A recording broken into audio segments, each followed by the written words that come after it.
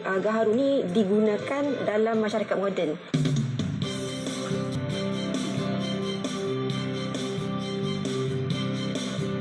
Menggunakan gaharu ni dalam masyarakat moden, kita perlu mencipta atau membangunkan sesuatu yang sesuai untuk digunakan dalam masyarakat moden. Jadi inovasi ini, patch ini, tampalan ini adalah sangat mudah, sangat sesuai untuk kegunaan masyarakat.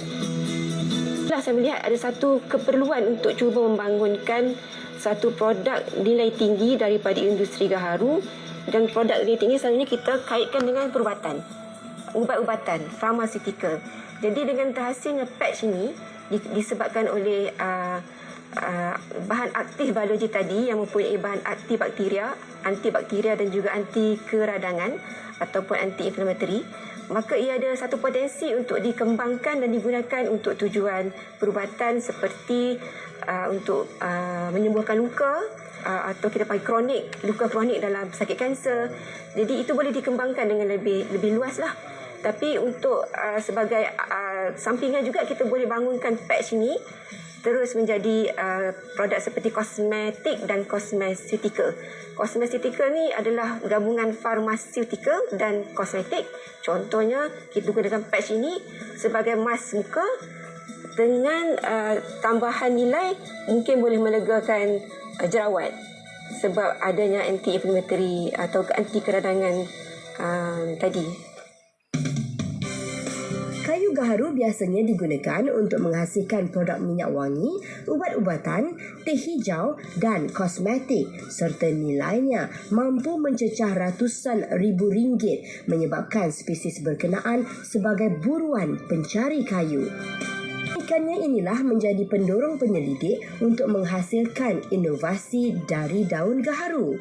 Uniknya produk tampalan ini adalah kerana ia mempunyai ekstrak gaharu daripada daun gaharu tadi, dan kita tahu daun gaharu ini daripada sumber tempatan, dan ekstrak ini telah pun dibuktikan mempunyai bahan aktifnya mempunyai antibakteria dan juga anti keradangan. Oleh usaha-usaha perlu diambil bagi menggalakkan penanaman pokok karas secara komersial dalam memastikan sumber bekalan gaharu yang berterusan dan menyambung kepada pembangunan ekonomi negara. Dalam kajian tradisional, ia banyak digunakan untuk jangkitan lah. Jadi jangkitan kita tahu daripada bakteria. Jadi kita tidak spesifik kepada penyakit apa, tapi kita melihat kepada kebanyakan penyakit ada kaitan dengan jangkitan dan juga ada keradangan. Kaji bagaimana penyakit itu dapat diubati, mekanisme bagaimana mengubati penyakit itu dengan mekanisme tertentu. Jadi bila kita buktikan ekstrak daun gaharu ini mempunyai nilai antibakteria dan anti keradangan, kita sebenarnya boleh cuba mengubati banyak jenis penyakit yang mekanismenya tadi related ataupun berkaitan dengan jangkitan bakteria ataupun keradangan. Jadi dengan adanya patch ini, ia mudah. Jadi kita boleh tampal secara layman je lah, secara orang biasanya kita kata kita tampal, dan bahan aktif ni akan meresap masuk ke dalam tempat luka tersebut dan membantu penyembuhan. Eksperimen yang perlu dilakukan untuk sampai ke tahap kita mendapat satu parameter yang optimum, dan kemudian kita dapat masukkan bahan aktif ini ke dalam tampalan ini.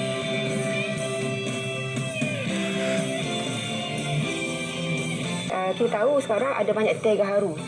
Jadi teh gaharu selalunya diambil pucuk. Jadi untuk kajian ini kita mengambil daun yang matang lah. Kita ada satu tingkap julat dalam, dan kita pastikan setiap kali kita hasilkan ekstrak ini, kita mengambil daripada pokok yang sekian umurnya pada sekian waktunya, dan pokok tu pun kita tengok dalam bawah mikroskop bagaimana itu quality control lah, QC.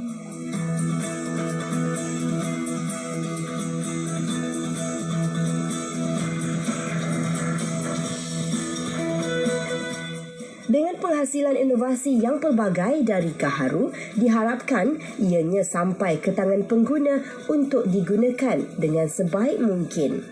Perusahaan berasaskan pokok gaharu sememangnya mendatangkan pulangan lumayan.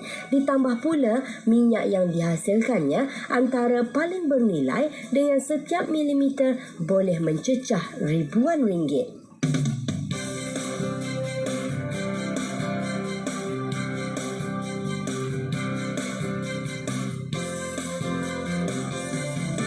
Permulaan kajian, proses mengekstrak daun ataupun mana-mana hasilan semula jadi ada banyak jenis.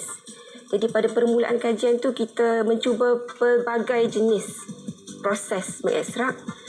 Dengan di sebalik tu kita fikir yang mana yang paling mudah, yang mana paling murah, yang mana paling selamat, yang mana paling banyak menghasilkan, yang mana paling boleh menghasilkan ekstrak ini dengan memastikan bahan aktif tadi tidak hilang. Jadi dengan adanya produk ini kita mengangkat generasi dahulu sahaja, tapi dia sepanjang zaman lestari. Dan dengan itu juga ilmu yang dalam lingkungan gaharu ini, contohnya ilmu perubatan tradisional Melayu yang telah merekodkan pelbagai jenis kebaikan kesihatan gaharu ni, kita dapat terjemahkan kepada satu produk yang moden. Jadi ilmu tu juga kita dapat pelihara dan pulihara. Gaharu ni ada potensi yang besar, terutamanya dalam sains perubatan, tetapi memerlukan sokongan dan dokongan kajian sains.